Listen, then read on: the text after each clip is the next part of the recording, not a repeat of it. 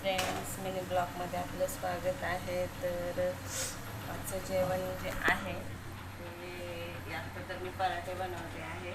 इथे भात शिजून झालेला आहे, चहा पण झालेला आहे.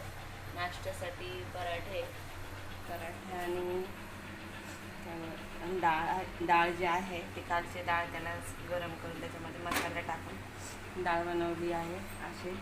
आणि आजची भाजी जी आहे सोयाबीनची आहे, त्याच्यासाठी मी मसाला भाजून ठेवलेला आहे.